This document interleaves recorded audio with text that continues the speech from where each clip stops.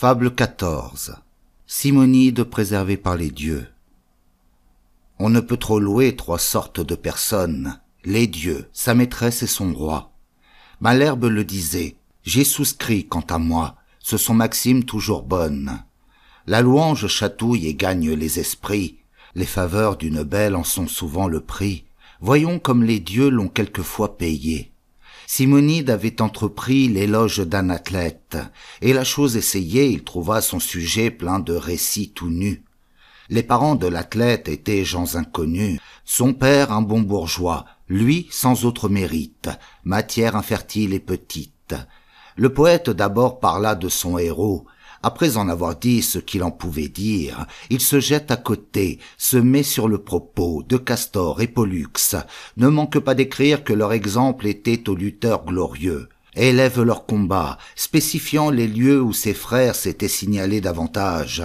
Enfin l'éloge de ces dieux faisait les 2/3 de l'ouvrage. L'athlète avait promis d'en payer un talent, mais quand il le vit, le galant n'en donna que le tiers, et dit fort franchement que Castor et Pollux acquittassent le reste. Faites-vous contenter par ce couple céleste, je vous veux traiter cependant, venez souper chez moi, nous ferons bonne vie, les conviés sont gens choisis, mes parents, mes meilleurs amis, soyez donc de la compagnie.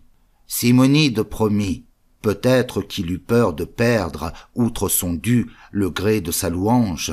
Il vient, l'on festine, l'on mange.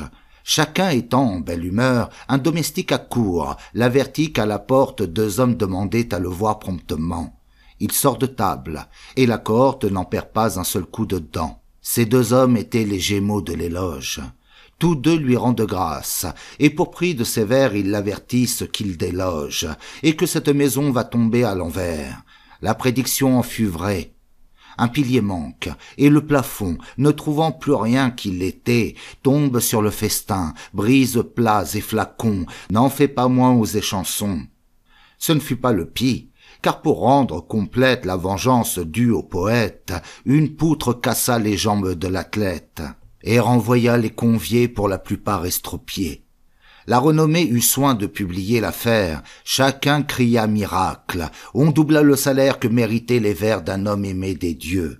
Il n'était fils de bonne mère qui, les payant à qui mieux, pour ses ancêtres n'en fit faire.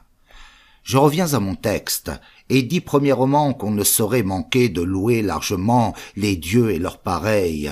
De plus, que Melpomène, souvent sans déroger, trafique de sa peine. Enfin, qu'on doit tenir notre art en quelque prix.